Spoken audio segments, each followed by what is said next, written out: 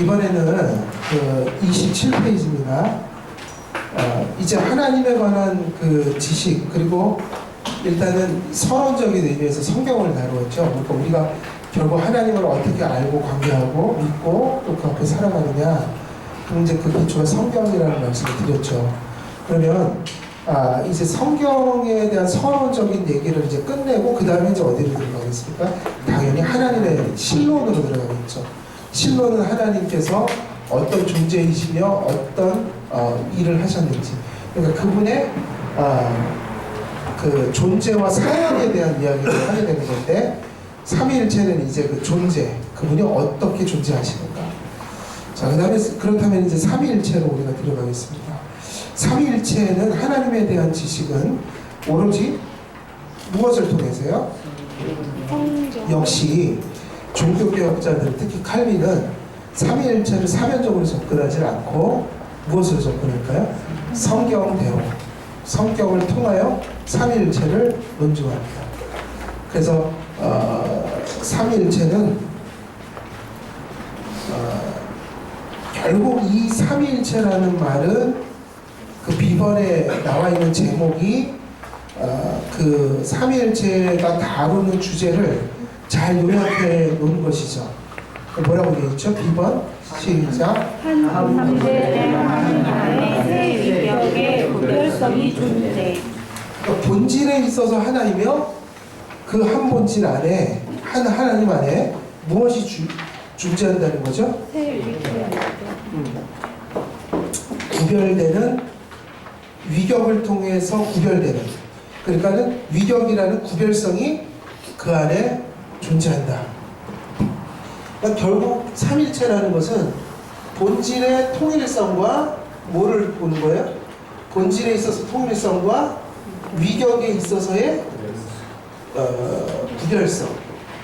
그러니까 하나님 안에는 통일성이 있고 구별성이 있다. 본질에 있어서는 하나이나 위격은 새 위격으로서 구별된다. 이것을 이해하는 것이, 이것의 관계를 이해하는 것이 삼위일체죠. 이 삼위일체 교리는 왜 중요할까 물으면 성경이 계시하기 때문이죠. 성경이 그렇게 이야기하기 때문이에요. 하나님을 그렇게 계시하시고 계시죠. 그러니까 이 삼위일체 교리를 우리가 알고 고백하는 일의 중요성은 이 삼위일체 교리를 알고 우리가 믿음으로 무엇과 무엇을 구별하게 되는 거예요? 우상과 이교의 거짓을 구별하게 됩니다. 사실 이 삼위일체 교리야말로 사실 이 기독교에만 존재하는 개념이죠. 물론 이 삼위일체 비슷한 개념들이 없는 것은 아니지만 이렇게 한 본질과 위격의 구별성이라는 방식으로 하나님을 이렇게 어렵게 전하는 종교는 거의 없는 것 같아요. 그걸 일부러 그렇게 어렵게 전할 리가 없겠죠. 성경이 가진 독특성이다, 이것이. 우리가 믿는 하나님의 독특성이다. 그러니까 이 삼위일체 교리는 예배에 있어서 중요하죠. 그러니까 오늘날 이런 질문도 하게 돼요. 성도들이 우리 한국교회가 교리를 안 가르치다 보니까 예배를 뜨겁게 드리죠. 울고 불고 난리 법석을 치면서 예배를 드리는데 삼위일체가 뭐예요? 그러면 그거를 알아요? 몰라요? 자기가 누구에게 지금 예배 드리는지를 모르고 예배를 드려요. 근데 그게 사실은 우리가 너무 일상적으로 있는 일들이기 때문에 웃고 넘어가지만 실제로는 심각한 일이죠. 삼위일체라는 게 종교개혁자들 이야기를 보면 우상과 이교의 거짓을 구별하는 중요한 교리란 말이에요. 우리가 예배를 드린다는 것은 누구를 향해서 드리죠? 삼위일체 하나님을 향해 드리는데 그 사실을 모르고 예배를 드리면 그 예배는 하나님께 드리는 것이 아닌 것이 보여지죠. 네. 삼위일체라는 용어를 공격하는 사람들도 많았죠. 삼위일체라는 말은 성경에 나올까요? 안 나올까요? 단 한 번도 이런 용어는 나오지 않아요. 그래서 이것을 반대한다. 그러나 삼위일체 용어가 없지만 무엇이 존재할까요? 삼위일체의 개념이 존재하니 삼위일체라는 말은 괜히 시비 걸을 필요가 없다. 왜? 그것을 가장 잘 설명해주는 단어이기 때문에 유용한 것이죠. 우리에게는 이런 교리들이 많아요. 예를 들면 언약이라는 말만 나오지 행위 언약이냐 은혜 언약이라는 구분은 없어요. 근데 우리는 구분해야 해요. 왜? 성경의 개념적인 구분이 있기 때문에 그것을 추론해서 끌어내는 거죠. 그래서 용어로 담아놓은 거죠. 그러니까 일반 은총이냐 특별 은총이냐 이것도 성경에는 없지만 어디서 나온 용어예요? 성경의 개념이 그 용어를 필요로 했어요. 그 얘기를 하고 있는 거죠. 성경에는 삼위일체라는 용어를 쓸 수밖에 없게 만든다. 하나님은 본질에 있어서 한 분이시다 얘기하면서 한 분 하나님이 구별되는 독립된 인격을 가지고 인격적 실체가 성경을 보니 존재한다. 그 실체를 보니 본질에 있어서는 한 분 하나님이 위격에 있어서는 성자가 성부나 성령이 아니요. 또 성자는 성부와 성령이 아닌 분으로 또 성령이라는 분이 나타나는데 이분은 역시 성경을 보면 성부와 성자가 아니더라. 그러니까 이걸 어떻게 설명할 수 있을까? 그것을 설명하기 위해서 그 개념을 잘 설명할 수 있는 용어를 채택한 것이 본질이나 아니면 위격이라든지 그리고 삼위일체라는 용어들이었죠. 그러니까 성경이 있으니까 이 성경이 있는 한 이것을 잘 설명하는 용어로서 설명이 되고 다시 성경으로 돌아가 그 단어들이 가르치는 바가 발견된다면 아무 문제가 없는 거죠. 그러나 용어가 없어질 때에 문제가 있을까요? 없을까요? 이 용어를 없앴을 때에 어떤 문제가 발생할까요? 용어가 없어지면 대혼란에 빠지죠. 삼위일체라는 말과 교리체계가 존재하므로 성경이 가르치는 그것이 이런 내용이라는 커뮤니케이션을 할 수 있는 거거든요. 교회의 언어죠. 근데 만약에 이것이 없으면 이런 일이 벌어지는 거예요. 마치 바벨탑 사건이 그 한 족속들을 많은 민족으로 흩어버렸잖아요. 이유는 뭐죠? 뭐가 갈렸기 때문이요? 언어가. 다시 말하면 이 사람도 똑같은 삼위일체를 이해했어요. 근데 삼위일체란 말이 없으니 이 사람은 이 사람의 방식대로 이 사람은 이 사람의 방식대로 그러면 어떻게 될까요? 서로 정죄하고 싸움이 나겠죠. 그리고 반대로 이 사람은 이단이고 이 사람도 이단인데 통일된 용어가 없으니 그것이 잘못됐다라고 규정할 수가 없게 된단 말이에요. 또 속을 수도 있어요. 아닌데 옳은 것처럼. 그래서 원래 교리는요 성경 해석에서 시작된 거예요. 성경을 해석하니까 이런 개념들이 보였죠. 그것을 표현하기 위해서 체계적이고 약속된 용어로 규정할 필요가 있었고 그래서 성경 해석은 교리를 하고 교리는 다시 성경으로 들어가야 된다. 그런데 많은 사람들이 교리는 인간의 것이다 라고 비판을 하면서 이렇게 얘기를 하면 그 사람들은 교리를 가지고 있지 않느냐? 그렇지가 않아요. 여러분이 성경을 읽기 시작하면서부터 뭐를 하기 시작하죠? 자연적으로 성경을 읽는다는 것은 뭐를 하기 시작하는 거예요? 해석을 하게 되면 뭐가 나올까요?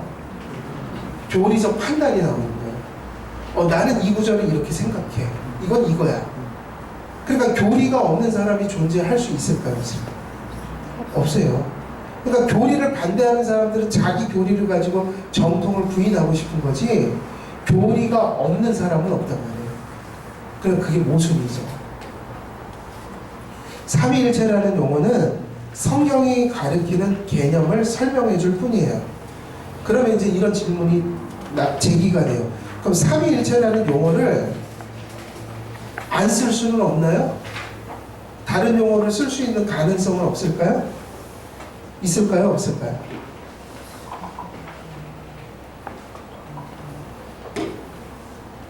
칼빈은 뭐라고 그랬을까요? 쓸 수 있다고 그랬어요. 다른 것을. 근데 언제냐면 전제. 삼위일체라는 용어보다 더 삼위일체의 개념을 잘 설명해 줄 수 있는 용어가 나타난다면 그러면 언제든지 버릴 수 있다. 근데 그런 일이 벌어졌나요? 안 벌어졌나요? 네, 꼭 삼위일체를 다른 말을 쓰면 문제가 일어나기 시작해요. 그러니까 삼위일체가 지금까지는 최고의 용어인 거예요. 그거를 굳이 없애자고 하거나 다른 용어를 쓰려고 한다. 그래서 그 위치만니 같은 사람은 삼위일체라고 하지 않고 또 뭐라고 삼일 하나님 그러잖아요. 본질하고 인격이라는 말이 사라지면서 삼위일체 내용도 왜곡될 수 있어요. 위험해요. 삼일 하나님은 위험해요. 꼭 삼위일체 위격과 본질을 나타내는 그 말이 들어갈 필요가 있어요. 그걸 굳이 빼려고 하는 목적이 뭐예요? 그 개념을 파괴하고 싶은 거죠. 다른 얘기를 하고 싶은 거죠. 근데 그게 성경적이면 좋은데 성경적이지가 않다. 그래서 용어는 그 정도로 얘기할 수 있죠. 그래서 용어가 얼마나 중요한가. 유사본질이라는 말과 그 다음에 동일본질이라는 말 있잖아요. 유사본질, 동일본질. 예수님과 성부는 본질이 하나일까요? 두 개일까요? 예수님과 성령과 성자는 예수님과 성부와 성령은 본질 같죠? 그러니까 뭐가 맞아요? 동일 본질이 맞죠. 정통은 이렇게 얘기하죠. 근데 아리우스파가 있었어요. 아리우스파는 예수님은 원래 신이 아니었다. 근데 세례 받을 때 신이 되었다. 신은 맞는데 시작이 있는 신이다. 하나님이 신성을 부여해 주셨다. 이렇게 얘기하면 이 예수는 본질에 있어서 누구보다 아래일까요? 성부보다 아래겠죠? 당연히. 그러니까 이 사람들은 뭐를 믿을까요? 동일이 아니라 비슷하다. 유사본질. 그러니까 그 얘기를 하는 거예요. 간단하다는 거예요. 아리우스파가 오면 그것만 물으면 된다는 거예요. 너 동일 본질이 맞아? 유사 본질이 맞아? 그럼 성도들이 이렇게 한 100명이 앉아있는데 하나씩 물으면 돼요. 유사 본질이 맞아? 동일 본질이 맞아? 그러면 유사 본질이 맞아요? 그럼 누구예요 그게? 아리우스파란 말이에요. 걸러낼 수가 있어요. 신학 용어는 이래서 나온 거예요. 없어지면 큰일 나요. 유사 본질하고 동일 본질의 개념을 섞을 수 있어요. 얼렁뚱땅 넘어갈 수가 있어요. 교리는 몹시 중요한 겁니다. 세 번째, 삼위일체 개념 해석. 자, 그렇다면 시간이 없으니 뭉뚱그려서 이제 얘기를 하면요. 자, 칼빈이 얘기하는 삼위일체의 핵심은 그거예요. 성경을 보니 하나님은 한 분이더라. 그죠? 그래서 구약에서는 여호와는 신명기 6장에 보면 여호와는 몇이신 하나님이라고 고백해요. 하나이신 하나님이시니 그러잖아요. 하나이신 여호와다. 한 분이시다. 성경을 쫙 보면 그거를 본질이란 말로 표현했고요. 그러니까 본질이란 말 자체가 하나님 안에는 세 분의 하나님이 계시지 않다. 하나님이 하나님 되는 것을 가진 그 분이 한 분이 계시다. 한 분. 본질이 하나다.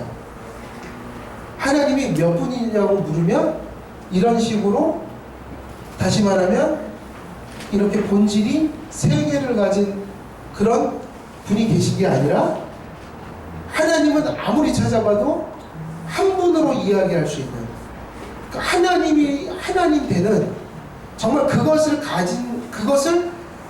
가지고 계신 그 하나님이라는 존재가 세 분, 두 분 이런 복수가 아니라 몇 분이세요? 한 분이 계시더라. 우리 그걸 본질이라고 얘기하거든요. 본질. 하나님이 하나님 되게 하는 그것을 가짐으로써의 그런 하나님이 몇 분이냐 그러면 성경은 하나이신 여호와다. 전능하고 전지하시고. 근데 이런 본질이 하나이신 하나님이 얘기되지만 성경을 보면 또 무슨 얘기를 하냐면 이 하나님 안에서 서로가 독립적으로 그리고 인격적으로 구별되는 어떤 실체가 또 있더라. 그러니까 위라는 말은 뭘까요? 본질이란 말이 아니라 본질이라는 것은 한 분이죠. 한 분 하나님 계시죠. 그러니까 한 본질을 가진 하나님을 성경은 얘기하더라. 근데 이 한 본질의 하나님이 어떤 식으로 존재하느냐 물으면 자기 존재 방식이 한 본질 안에 뭐가 보이기 시작하는 거예요?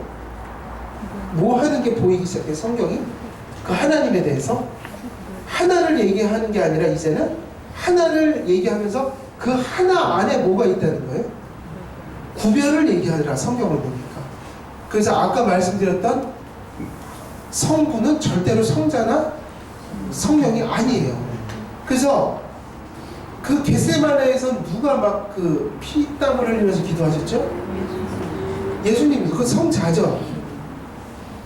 그러면 그 성자가 세례 받을 때 다 구분돼요. 비둘기처럼 내려온 분은 누구죠? 세례를 받은 자가 아니에요. 세례를 받은 자 위로 임했죠. 그리고 하늘에서 이는 내 사랑하는 아들이니 너희는 저의 말을 들으라. 음성을 들려주신 자는 성경을 보니까 구별을 해요. 성자도 아니고 성령도 아니라 그분들이 임하고 세례받는 동안에 하늘에서 말씀하셨죠. 그렇지 않다면 이렇게 예수님이 겟세마네에서 기도를 하는 동시에 하늘로 올라가서 다시 자기 기도를 받고 그런 일은 절대로 없어요. 본질에 있어서는 하나이신 하나님이 이 한 본질의 하나님 안에는 뭐가 있냐면 구별성이 있더라. 그래서 한 하나님이 어떤 방식으로 존재하는 걸 보았냐면 성자는 성부와 성령이 아닌 식으로, 또 성자는 성부와 성령이 아닌 것으로, 성령은 성부와 성자가 아닌 방식으로. 그러면 이 아니다라는 게 뭐냐면 그것을 우리가 위격이라고 하죠. 펄슨이라고 하는데, 그럼 이 위격이라는 말은 뭐냐? 각각 독립된 어떤 실체가 구별되게 존재한다는 거예요. 독립된, 구별된 어떤 실체냐면 인격적 실체가. 그러니까 실제로 한 하나님 안에는 구별되는 뭐가 존재한다는 거예요? 구별되는 실체가 있다는 거예요.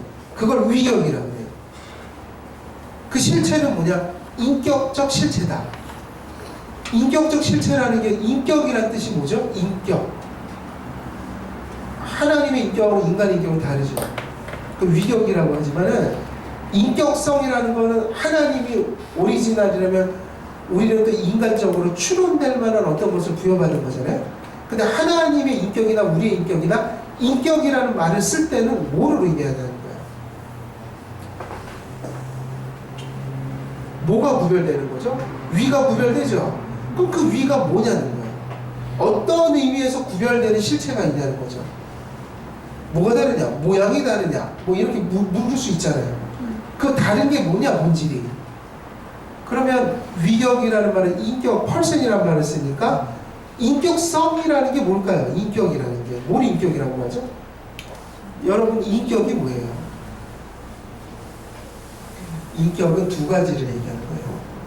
사고할 수 있고 생각하는 거예요. 사고. 하나님은 사고하시죠? 그러니까 일종의 리즌이 하는 일을 하시잖아요. 생각이 있잖아요. 물론 인간과 달라요. 인간의 리즌하고 하나님의 이성은 다를 거예요. 분명히 다르죠. 질적으로. 근데 하나님은 인격이세요. 그 얘기 무슨 얘기죠? 생각하시는 분이에요. 인식하시는 분이에요. 사고의 영역이 있단 말이에요. 그리고 또 하나는 뭐죠? 의지의 영역이에요. 사고 한 발을 의지적으로 의지할 수 있다. 또 행할 수 있다. 그러니까 인격이라는 것은 사고한 것을 의지하고 선택하고 행하는 것을 의미해요. 그러니까 인격적 실체라는 건 뭐 하는 거죠? 사고한 바를 의지하는 존재죠. 이걸 인격이라고 그래요. 그러니까 여러분에게도 인격이 있다고 그럴 때 뭐를 얘기하냐면 리즌과 뭐가 있다는 거예요? 윌. 이게 인격성이에요. 이게 영혼의 기능이에요. 두 가지. 이해되세요? 하나님이 인격적 존재라고 할 때 하나님 생각하시고 뭔가를 생각한 바대로 판단하셔서 의지하는 거. 윌. 바라고 행하고 이런 인격적 활동을 할 수 있는 거예요. 근데 하나님 안에는 바로 이 사고하고 의지하는 실체가 있다. 인격이 있다. 그게 누구냐면 성부, 성자, 성령. 근데 본질이 아니에요.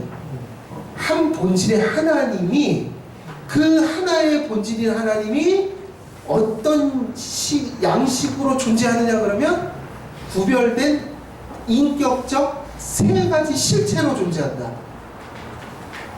그래서 성부는 성자가 아닌 이런 식의 인격이 존재한다. 근데 그 인격은 어디 안에서 통일성을 갖는다고요? 이 세 인격이 구별되는 세 인격이 각자 생각하고 각자 사고하실 수 있고 각자 뭔가를 원하실 수 있는 이 하나님이 이 위격이 인격적 실체가 본질로 보면 세 개가 아니라 하나에 참여하고 있어요. 하나예요. 그러니까 위격적으로는 구별이 되고 본질로 들어가면 통일성을 갖는. 그래서 하나님은 몇 분이에요? 한 분인데 그 한 분이 세 분이란 말이 아니에요. 한 분이 구별되는 인격적 세 가지 실체로 그렇게 존재하신다. 그래서 성경을 보면 우리의 사고는 계속 이렇게 나와요. 예수님과 하나님 성부가 대화하고 예수님은 기도하고 하나님은 들어주시고 예수님은 세례를 받으시면 성령은 임하시고 성부는 음성을 들려주시고 그리고 구원 경륜적인 삼일체로 본다면 성부는 계획하시고 구원을 성자는 성취하시고 어컴플리시먼트, 어치브먼트 그리고 성령은 어플리케이션하는 적용하시는 이 구별을 해야지만 이게 구별되는 거죠. 인격을.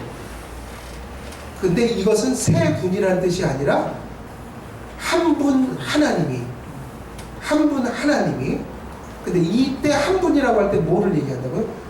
위격이 아니라 인격적 실체가 아니라 본질이 하나인 그런 본질이 하나이신 하나님이 그 안에 뭐를 갖냐면 구별성을 갖는데 그 한 하나님의 구별성이 뭐냐면 인격적 실체예요. 위격이에요. 그래서 하나님은 어떤 분이냐? 본질에 있어서 하나요? 위격적으로 세 위격을 가지신 한 분 안에 이게 중요해요. 세 분이 아니라 한 분이다. 그리고 이제 삼위일체를 마지막으로 정리하면 이렇게 정리하면 이제 이해가 되죠. 그럼 이거를 사실은 우리가 비유를 들거나 사실 그림으로 그리는 거는 적절치 않지만 최소한의 표현을 위해서 그림을 그립니다. 칼빈의 기독교 강요를 보시면 알겠지만 삼위일체를 설명하면서 비유를 쓰나요 안 쓰나요? 비유를 거의 안 써요. 어거스틴만 해도 좀 쓰잖아요. 그 인간의 유비 마음을 가지고 하나님을 설명하려고 하잖아요. 근데 종교개혁자들은 이것마저도 사용 안 해요. 철저히 비유를 들지 마라. 왜? 삼위일체는 이 세상에 없는 개념이에요. 그런 식으로 존재하는 존재는 없어요. 세상에. 신비해요. 그래서 여러분들이 어린아이들을 가르칠 때 삼위일체 갈 때 비유 들면 안 돼요. 방법이 없어요. 그냥 가르치는 거예요. 깨달을 때까지. 반복해 줄 필요가 그냥 암송을 시키든지 커가면서 이제 이해를 시키는 것이지 아이들에게 잘 이해시킨다고 비유를 들면 그거 자체가 어려워지는 거예요. 비유를 들 수가 없어요. 일체 인간의 사변은 최소한으로 아까 얘기했듯 성경에 있는 계명을 전달하기 위해서 철학적인 용어를 사용한다는 거예요. 근데 그건 최소화를 했어요. 종교개혁자들은. 중세 때는 완전 인간의 사명으로 가득 넘쳤죠. 그거를 이성으로 설명하려고. 근데 종교개혁자들은 거의 다 버렸어요. 논증들.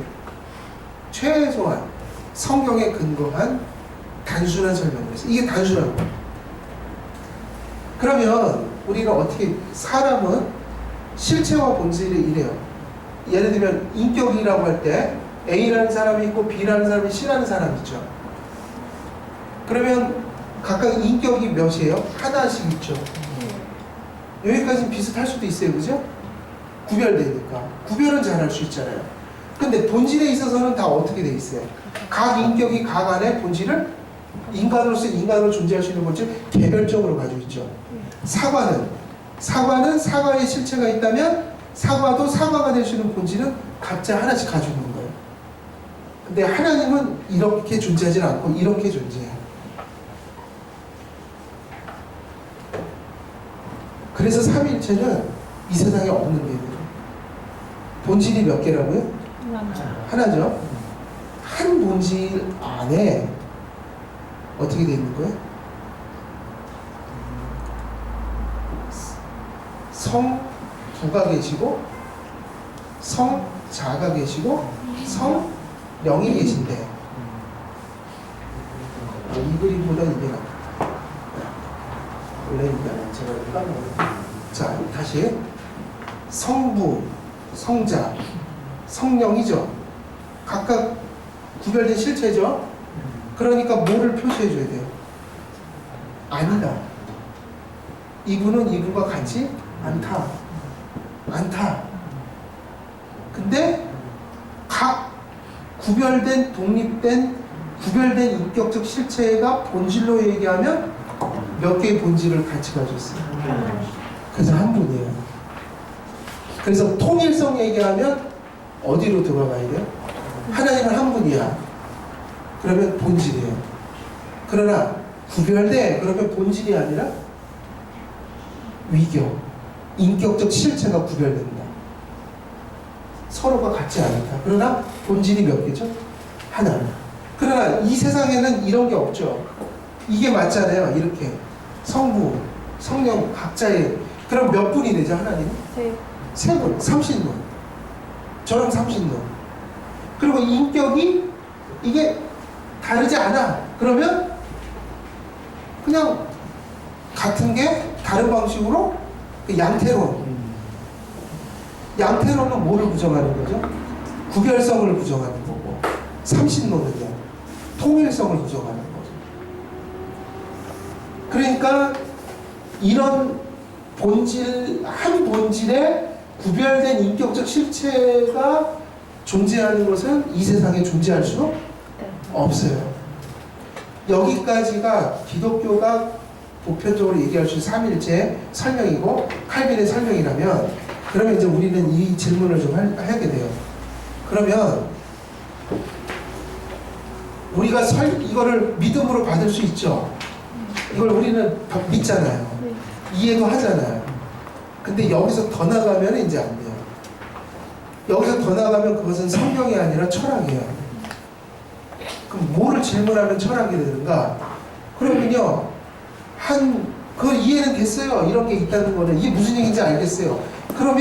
그런데 제가 묻고 싶은 거는, 그러니까 어떻게 한 본질에 새 위격적 구별된 실체가 존재한다면 그게 어떤 방식으로 그렇게 되죠? 메커니즘을 물으면 어떤 방식으로 그렇게 되는지는 설명한 분이 계실까요? 안 계실까요?